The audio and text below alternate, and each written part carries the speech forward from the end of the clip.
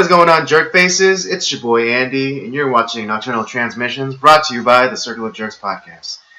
It's the conversation you could be having during the day, choosing to have at night. With me, as always, is the homeboy Rob. What's going on, guys? Yes, and today, yes, we are doing another pre-tape. Yes, I know. Get over it. It's just how it worked out. Well, maybe it'll make them feel better, Andy, if they know that for me, technically, this is nighttime. So it's not like we're not having a nocturnal transmission. It's just at the different part of the day because I'm 12 hours off of everyone else. That's true, yeah, because Rob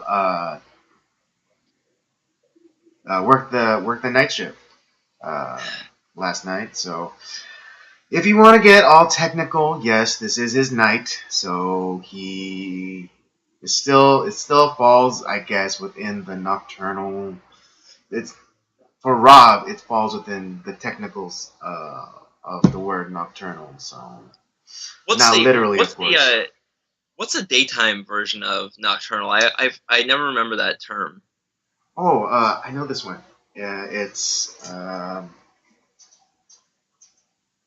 Solorial? Solorial? Is that what it is? That sounds right. Yeah. So technically we're both having a solorial and a nocturnal transmission. Yeah. Oh, the puns. The puns are too strong with us. Yeah, well, that's how our channel rolls. I mean, everything we do is fun. Yeah, everything is a play on words and maybe a slight innuendo. Oh, always. Always. Depending on who you ask. Innuendo. Anyways. Yes. I guess. Let's. I think I said already, but yes, let's get this conversation started. How's your week been, Andy? I haven't seen Humanity in about a week, so. Yeah. It's been doing a lot of editing for the various shows for our channel. I got a lot done. I got a lot of the Up by Down show episodes. A lot of them done, including the Thanksgiving special that is to drop. Turkey Day. So.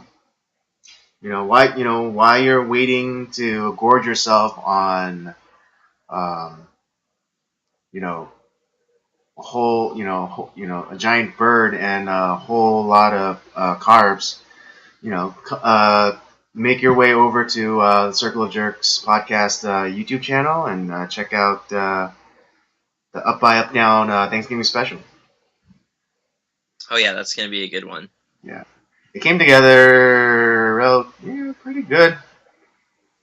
I'm good with it. I'm good with it. Yeah, I was pleased with how it was coming together. So. Mm-hmm. Yeah, and I got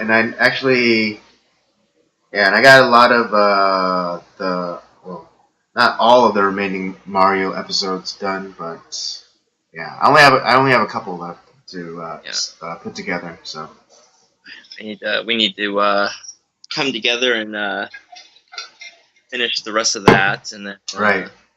We gotta be like squirrels and stockpile our nuts. Yeah, exactly. Because I think I have. Yeah, I don't know. Maybe we'll figure something out. Like we'll have a day to film here pretty soon. So I mean, probably not this Saturday, but not this Saturday for me, probably. Yeah. Okay, well, I mean, so we got that plug in. Actually, I want to talk about what you did, because it wasn't your first, but it wasn't your first public speaking engagement, but first one in a while. First one in a while, yeah. Okay. First official one in a while. Right. For those of you that don't know, I do a lot of stuff at church. I'm a youth teacher. I've been doing that for quite a while now at the various churches I've attended. And yeah, when I was in San Diego, I was essentially doing a lot of work on for the junior high ministry. I would do sermons every once in a while, and that I got an opportunity this past weekend to guest speak for a youth ministry in Bakersfield, which is a satellite campus off of the church that I attend. And yeah, it kind of came together rather quickly, and so it was just kind of yeah, I got a chance to share a little bit about my testimony, some of the life verses that really have shaped me to become who I am today.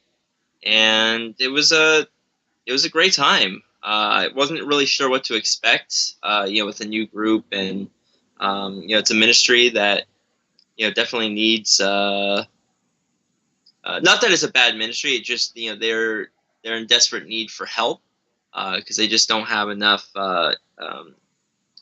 bodies to be able to come in and teach. But there's a lot of dedication there from what I could tell, and I hope to here in the near future go again and speak to them again, and hopefully I made a slight impact somewhat. So yeah, so you'd say at that church, like, the seed is planted, but you just went to go and water it a little. Yeah, they don't really have a youth pastor at the moment, so they've been it's a lot of people coming together from our from the main church going over there to. So this is oh yeah, you said that this is a smaller like offshoot of your church that you attend. Yeah, it is. It's I guess there not that long ago there was a lot of people that were from Bakersfield that were commuting to my church, and the head pastor at the time was like, well, there's a good number of you guys. Why don't you guys just we'll fund a satellite church there for you guys? And that's what they did. So that's wow, Bakersfield. Whoa. So is your church is like remind me again? It's like kind of like Sun Valley. I think it's like Sun Valley. So it's just off just outside of the San Fernando Valley. It's right. Wow. So there are people coming from Bakersfield who drove coming from all the way down to Sun Valley. There was, yeah. Jeez. That's not a. I mean, on Sunday it wasn't a bad drive. It only took me like just over an hour to do it. But man, I don't know if I could do that like every single week. That's a because I mean, yeah, from where from where we live to Bakersfield, yeah, it's about like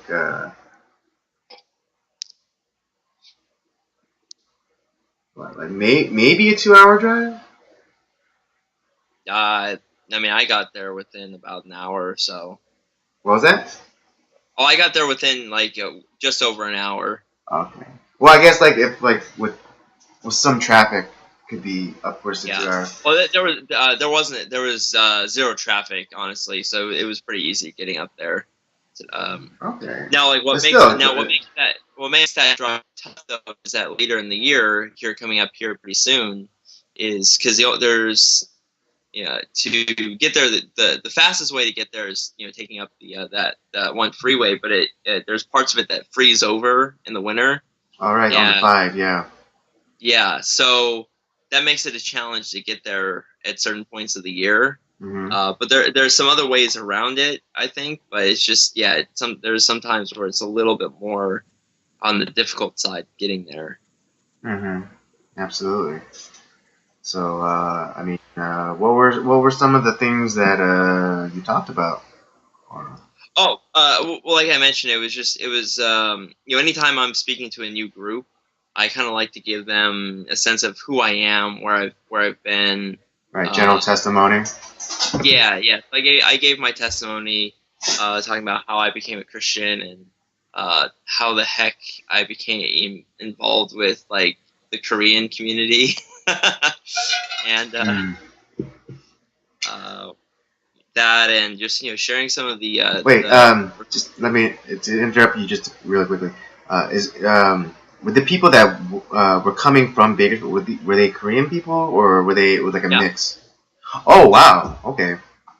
Yeah, and so I did that, and I shared some of the verses that have really like shaped me to who I am today, and as well, I mean, you and like a lot of the guys know that for me, the Bible is extremely important as far as like being in it consistently, and using that to filter out like what I'm hearing or doing. It's kind of it's both a guidebook, yeah, and it's also God's voice to us as well. And I'm a big advocate of that. Right. Yeah. I mean, like you were saying, I think it's a really good way. I think it's a very good BS meter. Yeah. Because you take a situation and you kind of like you put it through the Bible and like the different the teachings in it, and and if it doesn't pass muster, then that it can potentially be a detriment to you. Exactly, and but a lot, especially youth, but like even just people in the church in general, like they just kind of, there's a lot of times where it's like, oh, that sounds nice, but they kind of just do their own thing anyways, and they're always looking for some like big miracle, or like God doesn't speak to me. It's like he's speaking to you right here. Like it's here it is. Here's God's word. Like for us as Christians, we're not worshiping some like dead king or God.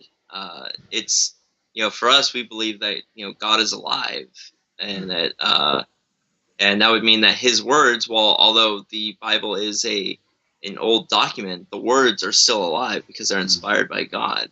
And right. It's like our buddy Joel, like he always says, like the Bible is the only book when you read it, the author is with you. Yeah. Yeah. It's so yeah, for me, like it's really important. I talked to the verses I shared were from Joshua 1:8, where just as they're entering in just before entering the promised land, Joshua is speaking to the people, about like keeping the law of God upon your hearts, meditating on it day and night. And it doesn't necessarily in our days that it's not asking like to study the Bible for 3, 4, 5, 6 hours. That's not going to happen. But like if you can consistently give 5 to 10 minutes a day to start off with, that's, you have some consistency where even if like you're not really understanding what's being said, you're putting those words like into yourself. Right. And that leads to and when you do that, when it comes to I also referenced Acts 17:11, talking about the Berean believers in the as Paul was going on his missionary journey, and with them they respectfully listened to what Paul and the rest of the apostles, what they had to say, but then they went afterwards and searched the scriptures to make sure that what Paul was saying was correct, and then, so that he's not teaching falsely. So that, and that's they were much more honorable than a lot of the other people that were on that missionary tour. And so, like I said, you put the word. You're reading the word daily. You're putting in your heart, your mind, And so when someone, not that like church is going to have someone necessarily that's we're our church is actually really good about having really solid teachers. Like I'm not learning about heresy or something crazy, Mm-hmm. but at the same time, we're humans. We make mistakes, Right. and you can what he's saying this, but this is not what I'm seeing here. Mm. And so, well, or you have some guest speakers, yeah. And I've heard some really like crazy sermons where I'm like, that's not even close to what's actually happening there. Yeah. I And mean, I like, think. yeah, but you're filtering truth through your knowledge of the word. Right. I think. I mean, it's. I mean, I think that's a really good example. Like, even just non-spiritual or non-spiritually, non-religiously, uh, of the diligence that people should have, when taking in new information. Because Oh, absolutely. what is it? Like in today's day and age, we don't have time. Like you said, we don't have time to like sit down and really invest in you know reading books or whatever, or reading articles, and just consuming information has become more like, it's very much like a fast food mentality. It's just like in and out, hurt, get, quickly. I don't have time to like sit down and do the whole knife and fork thing. I need to, I need to just take it on the go. And I mean, I'm not bashing technology, but nowadays people, they'll share an article, on their Without having social read media, it. but the followers, their friends, they'll read the headline and be like, oh, I got it, I know everything was about this thing. And they don't take the time to actually read it. They don't actually take time to read the words. And then again, like they're assuming a lot of things. They're making inferences, but they're not reading what the author is actually saying. And I mean, I think And that's. And then there's like those who only who will read the article or take in the information presented, and they won't do anything else. They'll just take the author's word for it, and then they'll just they'll internalize it, and then it'll become their truth, without them doing any due diligence, and just try to take researching that the 5 times information fast. for themselves. And so I think, yeah, again, like the Bible is so like gives so many practical lessons, like because even the even what is it? I forget. Was it Tim Keller? But someone called taking our principles, our stances today, and applying them to past gone eras as chronological snobbery. Yeah. And You know, we think people are like less educated and stupider, which to a degree that argument could be made. But in this, in the example of that you just gave about the people, hearing the words of the apostles and then going to the, going back, going and doing research and corroborating what they're saying. I think, yeah. I think, we need some of that back. Is what I think what I'm trying Oh, to get at. well, a couple points to add on to that too is there's two people that I kind of what you're mentioning. I think also of like Ben Shapiro. Mentioned that like nowadays where it because of like like the fast pace of society, like people not like doing their due diligence. It's like Mm-hmm. once you start like reading up about a subject, like you've already become an expert on that subject because you actually like took the time to actually research something. And which is kind of sad because that's not like, I always feel like I don't feel like an expert in anything. Like I read for like 10 minutes, but it's like but in reality, it's like, when you talk to people, it's like, damn, I didn't know that, and it's like you didn't have to dig that hard.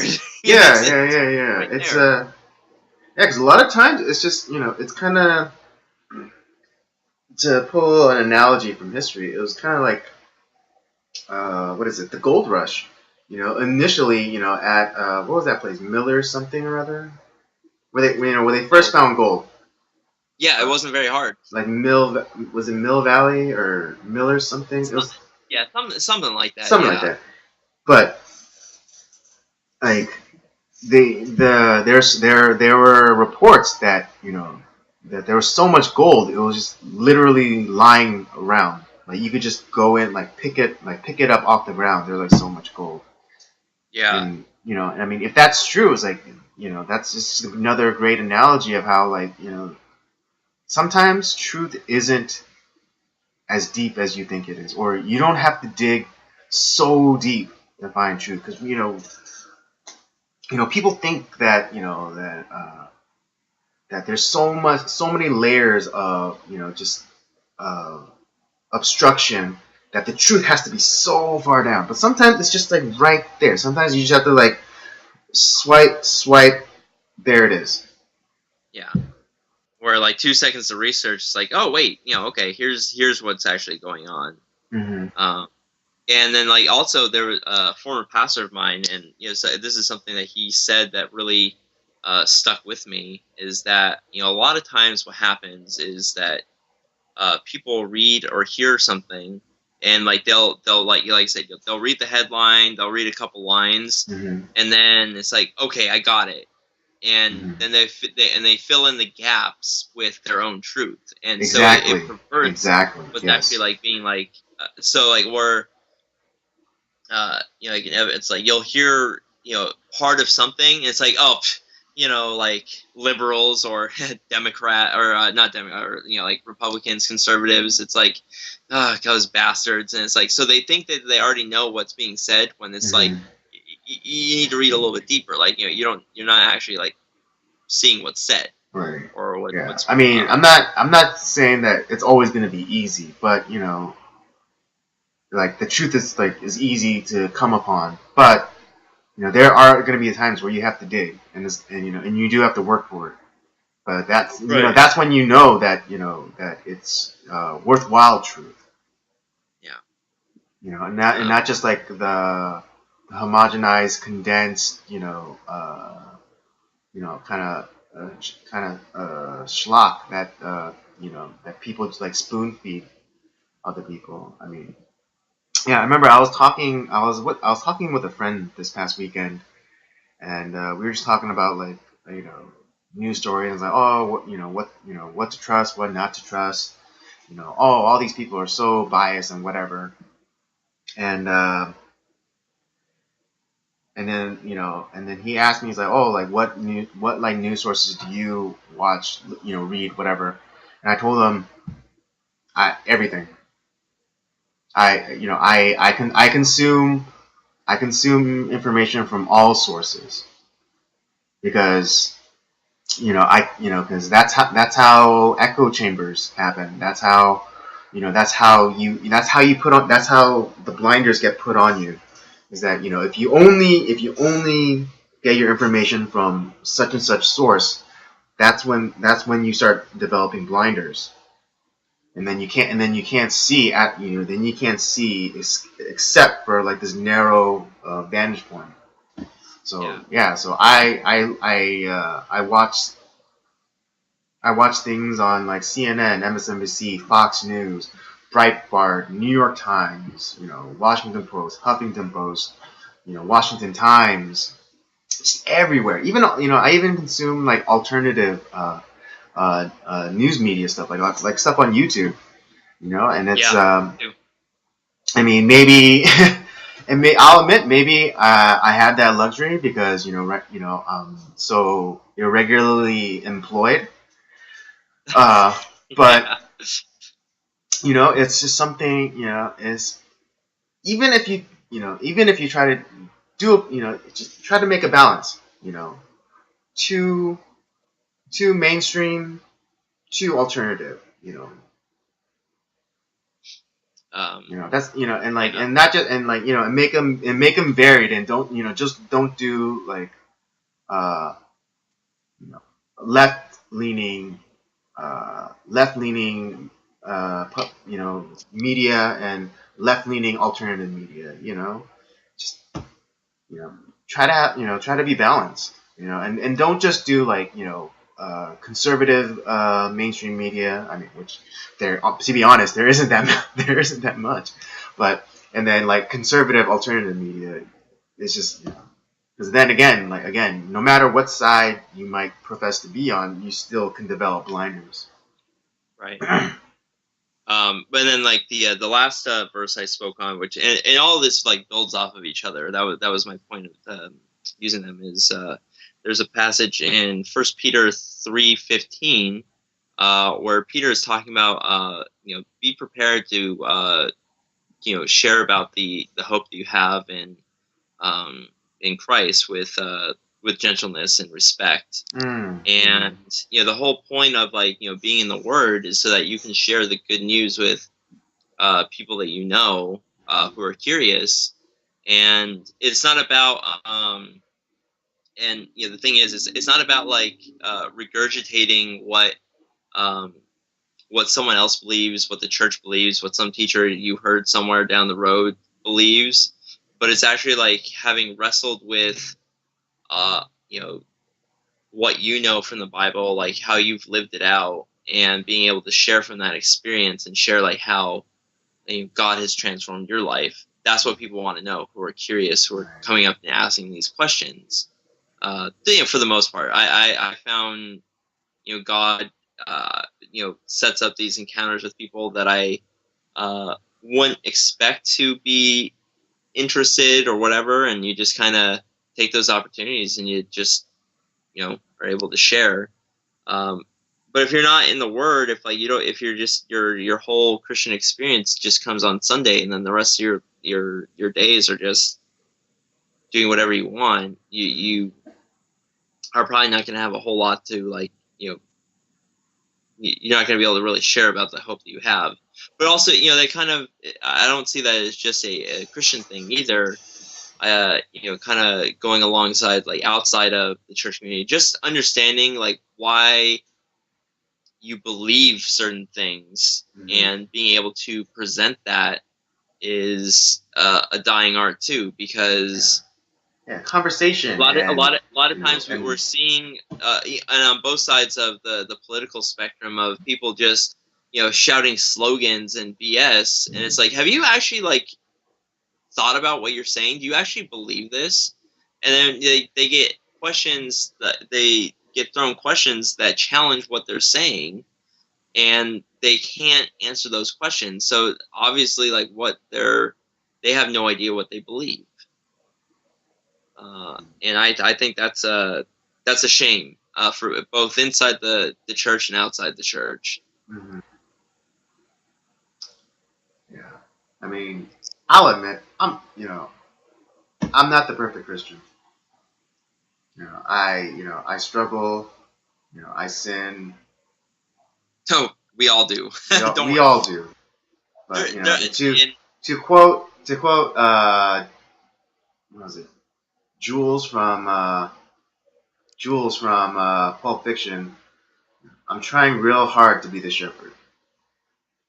Yeah, the something that I always tell people, because I've been I always sometimes think that like I feel like I'm God's worst representative a lot of the times. Mm-hmm. But me too. I admit it. Not proudly, but I admit it. I'm a bad Christian. Yeah. Well, and here's why I disagree with the bad Christian moniker in a sense, because now I'm not a complete I don't really believe in all the points of Calvinism. I'm kind of not anti-Calvin, but there's a lot of stuff that he says I disagree with. and one of those is like total depravity. Now it is true that mankind, Romans talks about in its first few chapters that all of mankind is messed up and is in need of a savior because it can't save itself.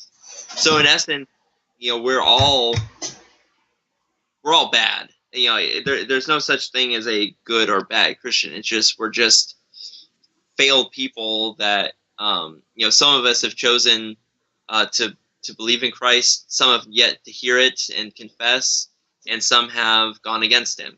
Those are the realities of that.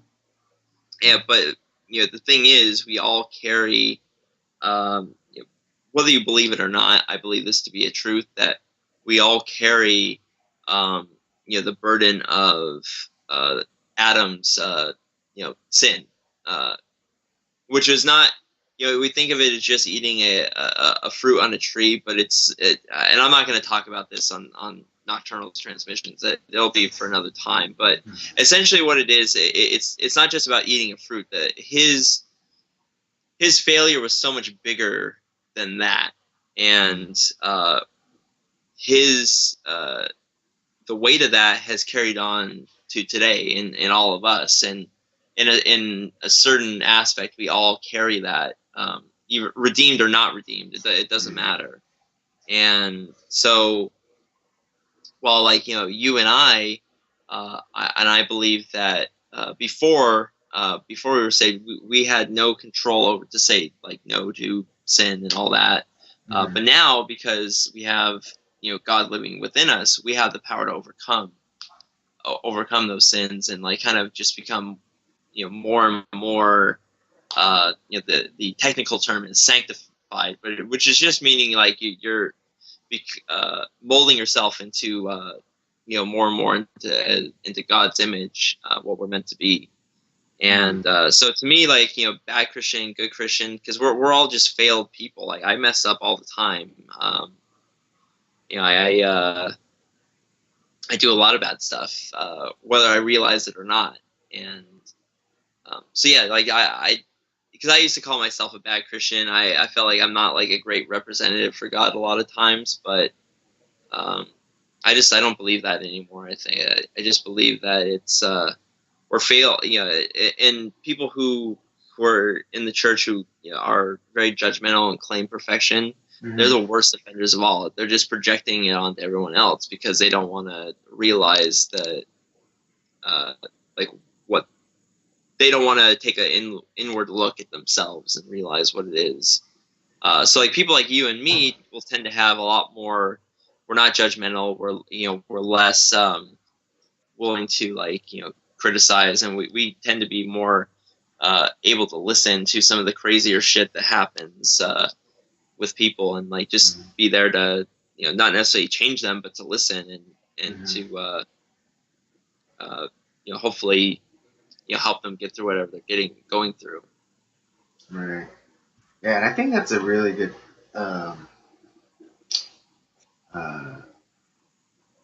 distinction, because it's we can accept people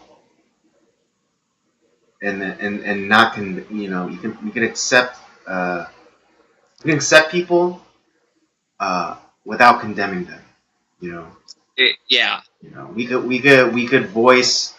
We're able to. Again, accept them, but we could still, voice a little bit of our disapproval of certain things. But that doesn't, but it doesn't necessarily take away from that person's character or integrity. Right. And so. The only thing I would say that I'm very harsh about is I really hate when people are manipulated.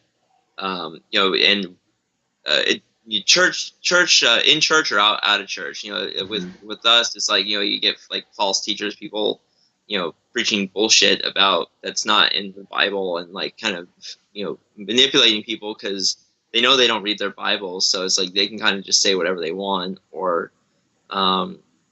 you get people that we see a lot of that happening in the world today, where there are people who have that have been given respect and authority, and they're abusing that respect and authority by manipulating people, giving out misinformation, and in a sense, like it ends up causing a lot of division and chaos. That infuriates me. Yeah, I mean, yeah, it's kind of like that. And, I heard. Okay. And the second thing that really pisses me off is people who also are in that have power, and then they use that power to prey upon people who can protect themselves. You get that with, like, for me, like like people who are like pedophiles and stuff like that. That shit pisses me off, like, to no end. Like real ones, not the like, he touched my knee. Yeah, not the fake allegation stuff, but like real, rapists, molesters, pedophiles, all that stuff. And when that's really happening, when it's real, that's something that infuriates me. Though, but that's where, like, I feel like my judgment of that is is grounded. Like, I don't feel any sort of guilt or anything about that, but like a lot of the other stuff, like, oh man, like you'll see someone at church, like you hear the rumors, oh, they had sex, ooh, it's kind of, and everyone like looks upon them like there's some sort of slut or gigolo, and it's like it's, who among us has not had like some sort of folly in that way, or like, oh, that person, like, had a beer. Ooh, big freaking deal. Okay, like, stuff like that. That's it happens. Like, maybe like there's certain stuff that, like, shouldn't be a part of someone's lifestyle. And like, I'm not saying like just take sin lightly. Right. That's not we're not advocating. We're not, okay, for the people. We're not advocating permissiveness. Not in the slightest. Yeah. But we just, we don't. I think we follow the example of Christ, who hung around with the deplorables of his day. The tax collectors, the prostitutes, the swindlers, the undesirables of society. He spent time with them. And he loved them. But he didn't. Even though he could have, because Jesus was God incarnate, and he, ruler of everything. He had the supreme authority to pass judgment on these people, and yet he didn't. He accepted them. He loved them, and he wanted transformation from them. He didn't want to exact like a penance upon them, because ultimately he was going to do that for us. But he wanted them to be transformed, to be better than they were at that moment. Yeah, he wanted to restore them to their to their rightful state, right? To the rightful state that they should be. Perfection. Like it was in the Garden of Eden before the fall of man. Absolutely, I was just going to say that. Absolutely. Yeah. So yeah. So in that in Christ's example, he wasn't being permissive of these people's lifestyles or behaviors. He was accepting, but he wasn't permissive. He sought transformation. Yeah. He sought transformation and restoration, not what is it? He's not condemning us. Yeah, he didn't see condemnation or retribution. It's that these things are not good for us, and he wants us to have something even better than like what we're grasping towards. Because don't get me wrong, like some of the stuff that like you and I do, or like some of the people do, it's fun. Like I'm not gonna lie, but it's also not necessarily like not the best thing for us either. It's like there's better pleasures out there that we don't realize. We're always trying to grasp for something like very lowly, and not looking to what's best for us. Mm-hmm. Yeah, it was interesting because my pastor this past Sunday, he was talking about how the world thinks of Christianity as being very restrictive, as all these rules, thou shalt not do this, thou shalt not do that, and so when Christians pitch faith and and faith in Jesus, I don't think necessarily they're coming at it the right way, because what he was saying is that in Jesus, we are exchanging something lesser for something greater. Yeah. And I don't necessarily think that part is being communicated very well. Because what to that point, because now that we're getting all biblical here, like I'll continue. I know, I was like, yeah, it's like, oh man, it's one of those episodes. Yeah, it's like, hey, you know what? Sometimes it's got to be that way. But what I'm saying, Paul addressed this issue in his letter to the Galatians, and that legalism, because in that transition from Judaism to Christianity, there was a lot of people who were of the old guard of the Jewish community who, all these Gentiles are coming in, and it's like, no, you have to really be saved. You have to follow all the Jewish law. Yeah. It's like the purity test. Like, if you're coming into because it's like the Jews were like, oh, we're here first, so you have to follow all of our rules and precepts. Exactly. But those are the ones that miss the point entirely of Jesus. And that was my point, is that the legalism is I think the most damning thing to Christianity, because it's really honestly, if you really think about the Old Testament too, it was never about a list of do's and don'ts. That was not what the law was intended to do. Because if you look at the law, I mean, there's not including like the stuff that was added on later by like a lot of like the laws on top of the laws to keep the law kind of thing. But the actual Old Testament law itself, I think there was several hundred laws to keep. That's insane. Like, no one's gonna be able to remember to keep all that stuff, and they never did. And what believers understood, like real believers understood about the law, it wasn't about following it to the absolute letter, but it was more about understanding this law is holy. It's pointing out the sin in my life, and the only way that I can hope to make it in this light, to help me to do this, is to have God behind me. And once that law was not abolished, but it was completed in Christ, he is the fulfillment. Christ is the fulfillment of the law. He was the only one that could do all those things perfectly, and 100%. Right. And once that happened, once his sacrifice said, he said, "It is finished," and that was, that sacrifice was finished. So to go back to following another and there's prescriptions for to that Paul gives, but it's not a list of laws.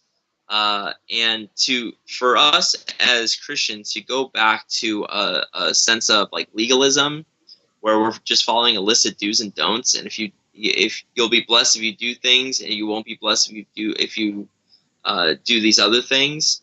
That's pretty much you're pretty much giving the finger to Christ's sacrifice, because then it's just and what that causes, according to Paul and what what actually happens is that you get yourself caught in this cycle where you like you feel guilty, you look for forgiveness, you do all this stuff, you feel better about yourself, but then you go right back into that, like, oh crap, I did that again, I feel guilty, blah, and it's just this never-ending like death spiral that you get into, and you never reach that that hope and joy that you're supposed to have in Christianity.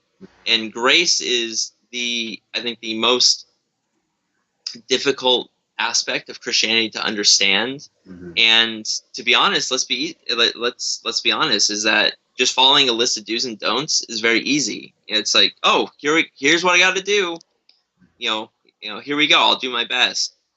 But that's not what Christianity is about. It was never about a list of do's and don'ts. It's about like understanding your position as as being a human, and wrestling with the idea that you need God, yet you're also like, you have this, you're seen as perfect, yet you're also being perfected at the same time, and you're not, and that's it's a lifelong process. So there's a lot of failure and like a lot of wrestling that and pain that goes through that, and that's okay.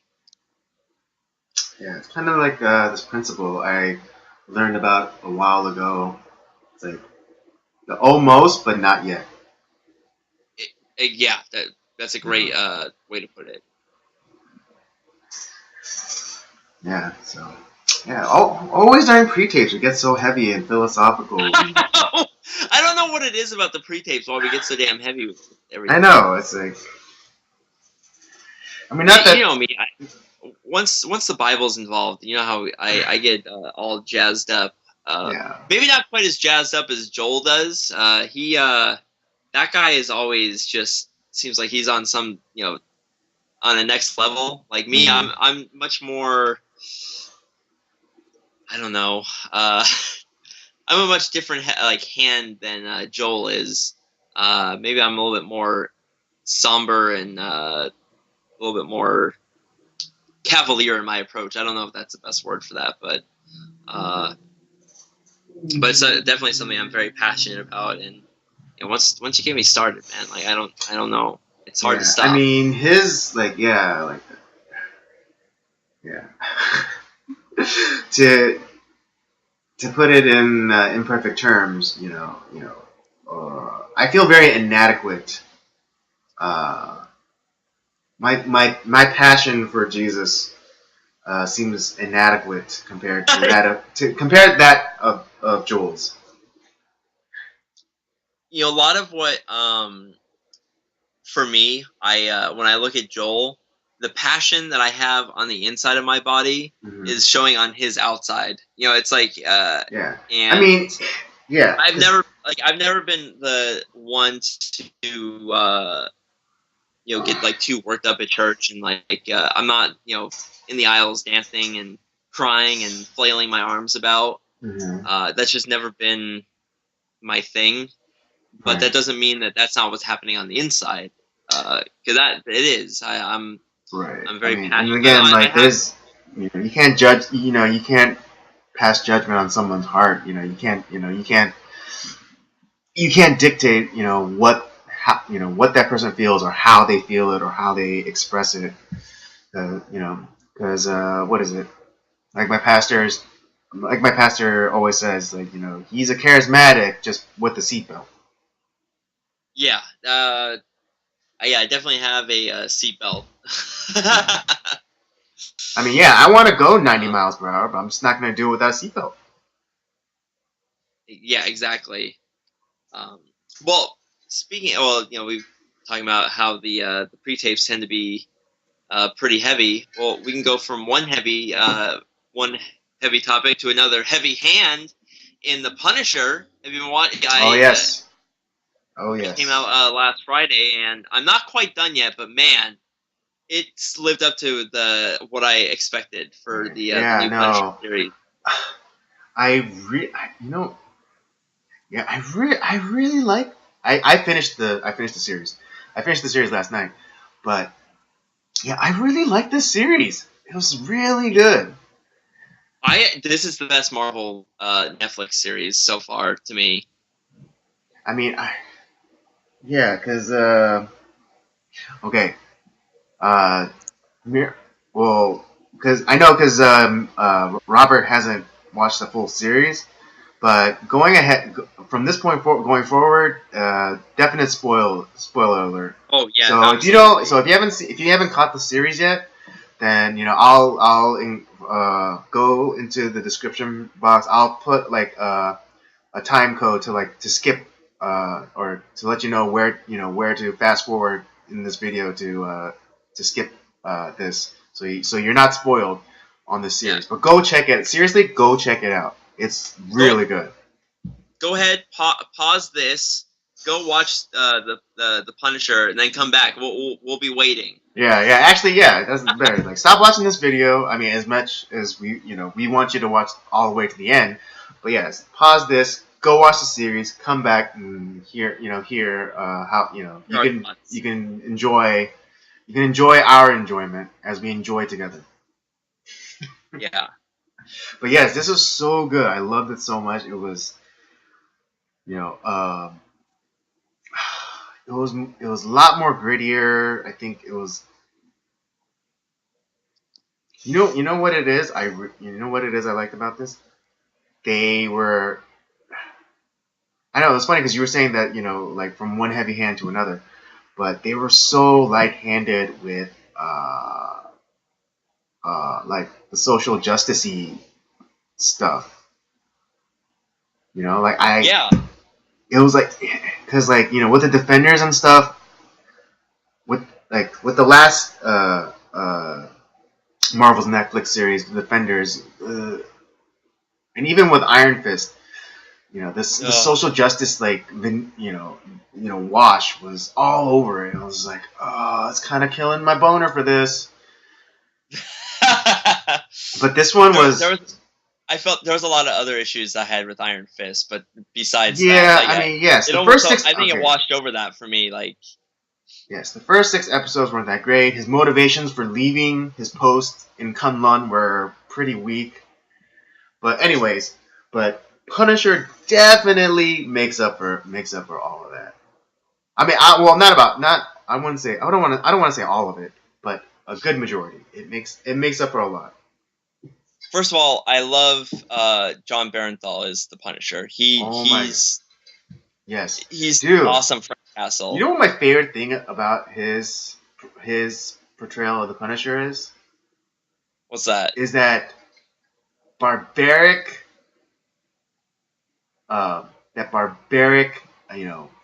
from like deep in your gut, like growl he does when he's like. Yeah, I was thinking that too, where it's like, right as he's like like eviscerating somebody, it's like, it's like, oh my god, it's so good, it's so satisfying because you feel the rage. You feel like it's not like some like cheesy tack on, like it's a believable rage that he has. Yeah, and in maybe like a justified rage too. Yeah.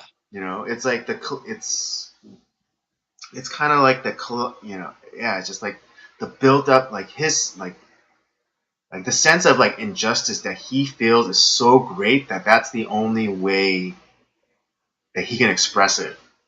They all gotta die. Yeah. No trials. It's like, fuck. It's just so good. Mm-hmm. I know. I'm glad. I'm glad I'm not the only one. Yeah. Well, I liked. You haven't watched the series, but I know John Barenthal from The Walking Dead. He played a character on The Walking Dead, who was also a very awesome character. And yes, people in the comment or watching this, yes, I don't watch Walking Dead. I gave it its fair shake. I was zombied out. To be honest, I was just zombied out.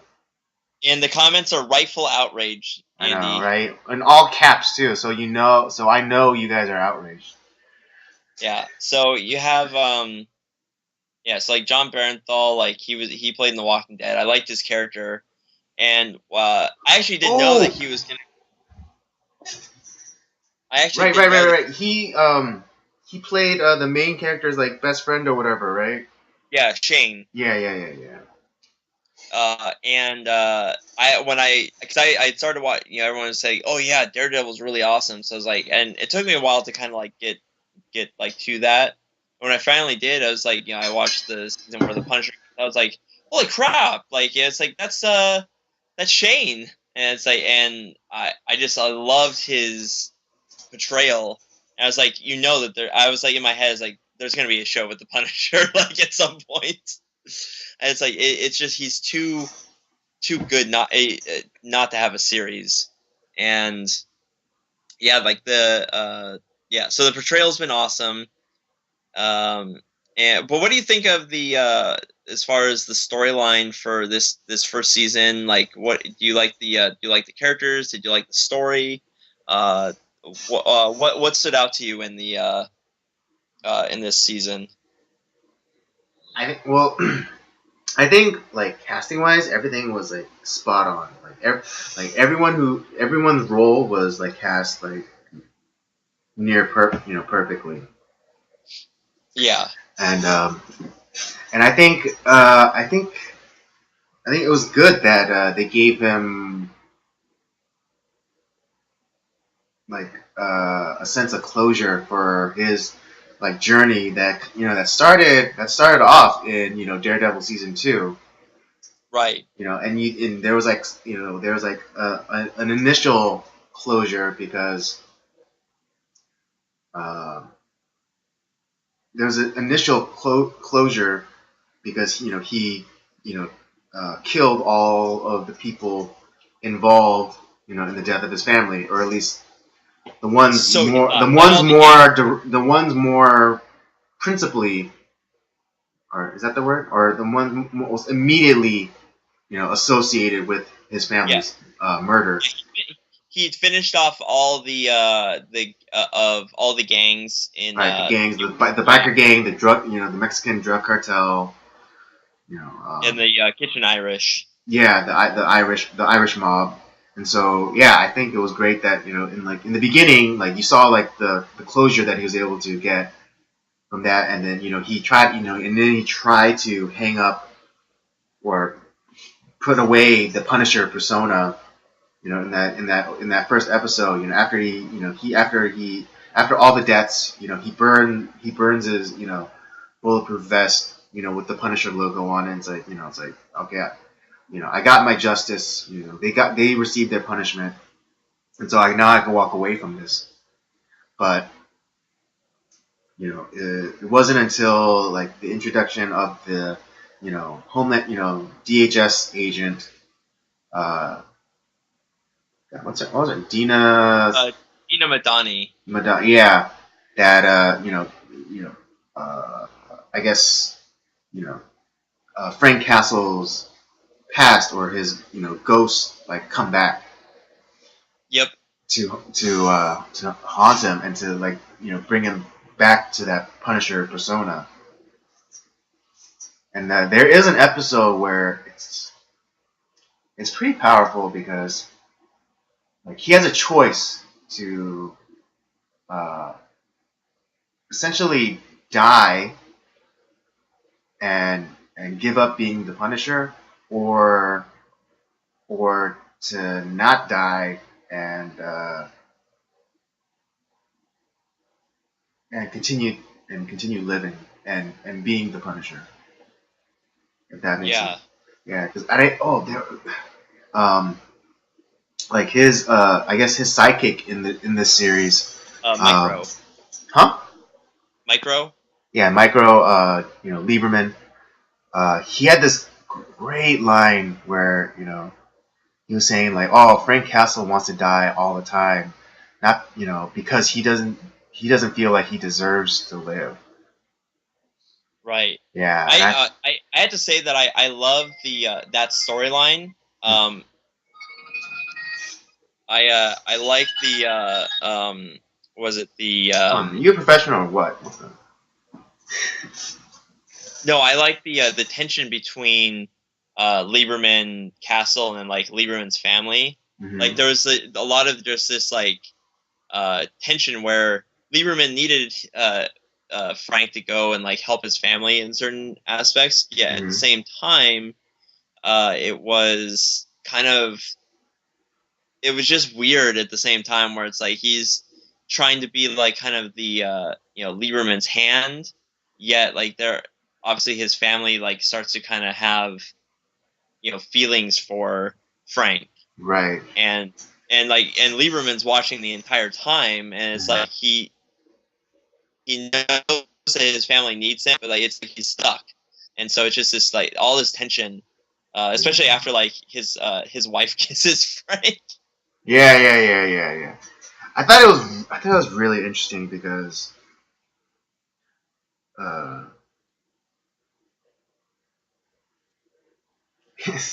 again to bring up a biblical analogy. Um, Lieberman was like God, and he sent Frank, who's like in kind of in a very loose, very, very, very loose way, kind of like Jesus, sending him to watch over his family. You know, Yeah, he because Lieberman he could have just come out and um, let his family know that he was alive, but then again it was like for their safety or whatever, and so like he sends Frank in his place, and so like and to act out his will, right. and so but it was interesting. Yeah, I thought it was I really like I like you I like that dynamic between Lieberman's family and then Frank. Yeah, and then the just the you got to really see inside Frank Castle's mind where he's really struggling with the fact that he's the one that he's most likely the one that's responsible for his family dying.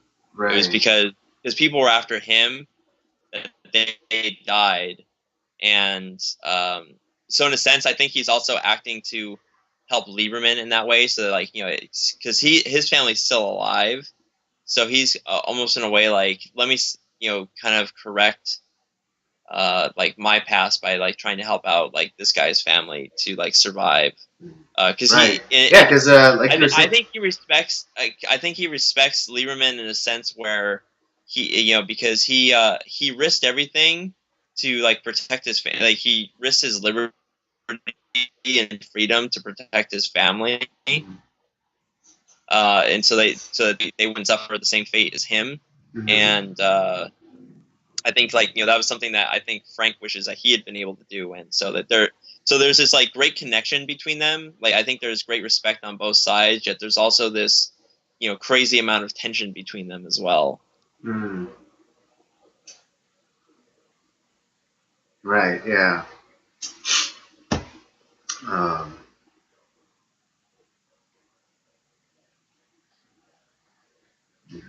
but yeah, to your point about his guilt, I I I really loved like the dream sequences that he has, like Yeah, especially like when he first wakes up and like that dream where his wife comes and wakes him up and they were talking and it always gets like interrupted by a mass soldier that shoots his wife in the head in the dream. And right, so and that's like and that's him.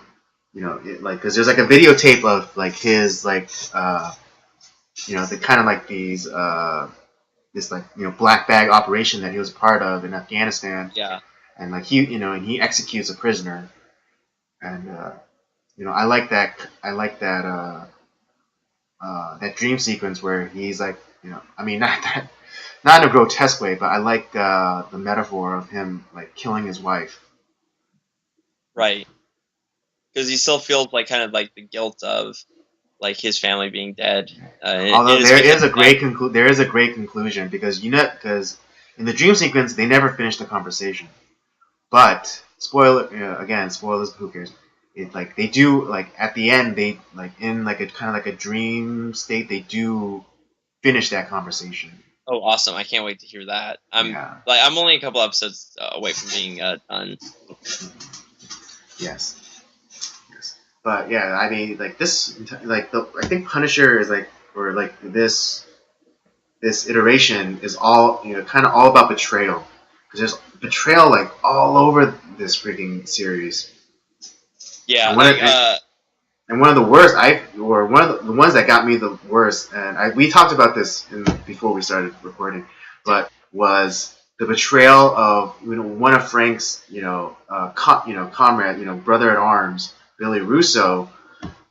fuck yeah, I was It so was pissed so about that. to me it was so devastating. It really, I was like, it was funny because like I really liked him as a character. Like I thought he was just kind of like he was an interesting guy, and yeah, I kind of wasn't expecting him. Like I thought actually like his other friend who helped out all those veterans. I thought I thought he was gonna be one that like found out that Frank was alive and be upset that he didn't tell him.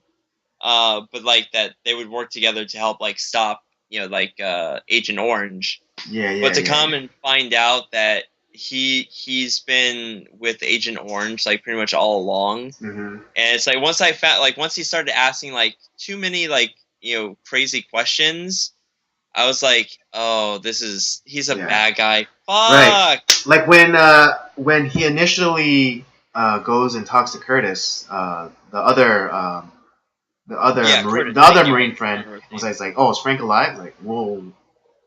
Like, this, the scene before was them at, Frank's grave, and like having a drink in his, in his memory.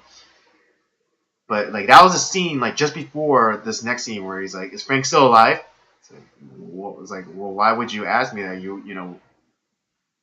We were at his grave, but then like, how did you make that jump to like, where you were mourning him and like saying, it's like, oh man, I miss him so much, and then all of a sudden, it's like, is he still alive? Yeah, it was kind of like it was just his line of questioning was so weird, and it's like once he started asking, I was like, crap, he's a bad guy, like, and it's like it's kind of where unlike in some other cases, like where it's obviously to us as the audience, we can start to tell he's a bad guy, but it's not like he does such a good job as far as like inner character like activities where he's very inconspicuous, where like you don't really know, no one, I don't think he doesn't like telegraph that he's like a bad guy. Right. Yeah. Frank, and I think that's you think like Frank, if anybody would like be able like would be able to sniff out like bullshit, but like he probably partly because of their past together and what they went through. He believes in that Russo is gonna like help him kind of just escape, and yeah, but then he's like like at that he never initially sensed any like um stranger danger from Russo. Right. And I think even Curtis, like he didn't think that like Russo was involved in anything like that either, because he right, because he was like the friend. Well, that might have been also because of like his supposed generosity, because they built Russo started like a private security firm, and like he pays he supports Curtis's like support group financially, and so you don't get that like, oh man, this guy's a bad guy, because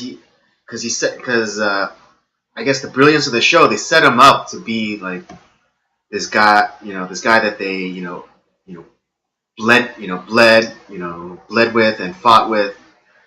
And right. he was doing like this good charitable thing to help other veterans,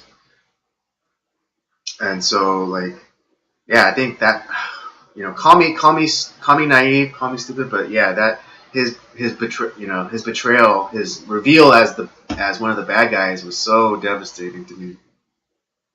yeah, I was like, man, like that's not cool.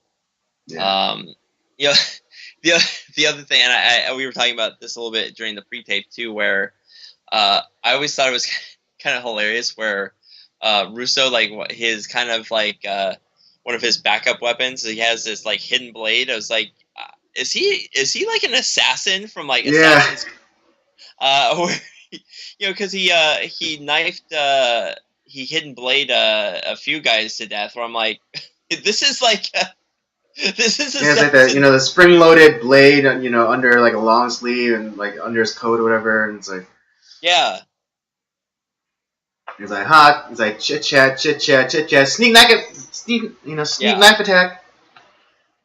Where it was I found that to be kind of like, well, cool, but like also just kind of funny because it just reminded me so because I've been I've also been playing a lot of Assassin's Creed lately. I'm trying to get caught up so I can play the new one that came out, and so just it's fresh in my mind. So I'm just thinking like, this is Assassin's Creed.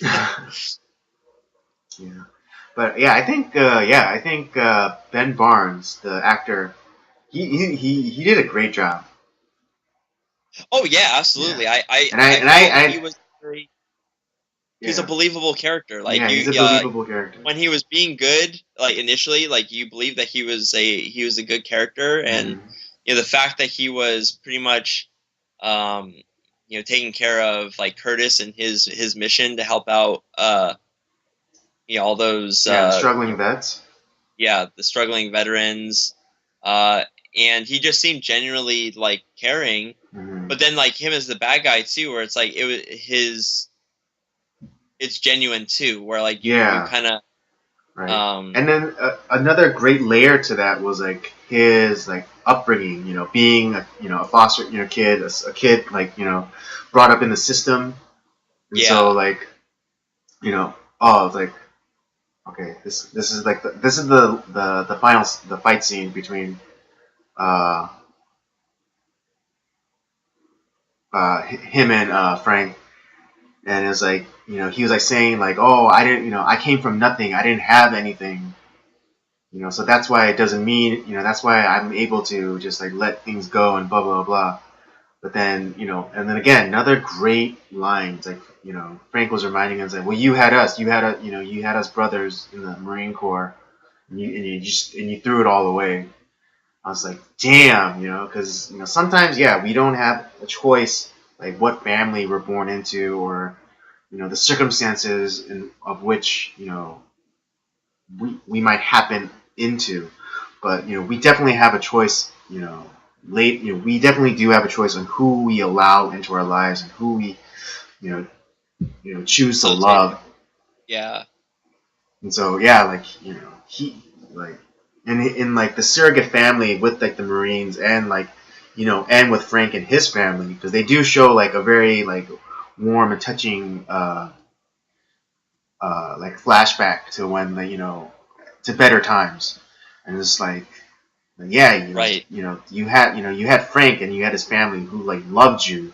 They called him Uncle Billy and all that stuff, and he and he had that. He had you know, he had a love. He had a family, but he chose not to recognize it, which uh, is also interesting because there's a scene where he actually does know where his birth mother is, Right. and he goes to visit her and like basically like tells her like, oh man, well, why didn't you want me? Why didn't you want me? I would have given you the world if you had just kept me. And and just like kind of like shows like his like the sadistic, psychopathic side of him, which again, great portrayal by Ben Barnes. Oh yeah, absolutely. It was just great performances all around, really. Seriously, yeah. Even like the Agent Orange guy, I only seen like I know he's been an actor for a while, but I've only known him in his recent appearance on the show Suits. Oh yeah, okay, that's yeah. I thought I recognized him. Yeah. I was like, I know that guy from somewhere. But he played in Suits. He played his convicted con with convicted felon. Who was even though he committed murder, he was transferred to a minimum security or Right. facility. Yeah, more like a white collar crime kind of prison. Right. Right. And he was great. I thought he was great, and I think him as like the dirty black bag CIA operator was just great. It was fantastic. Yeah. It's definitely kept me on the edge of my seat. And yeah, if you guys haven't watched it yet, please go and watch it. Like you owe yourself. You know. Owe it to yourselves to Yes. to go and watch it. Indeed.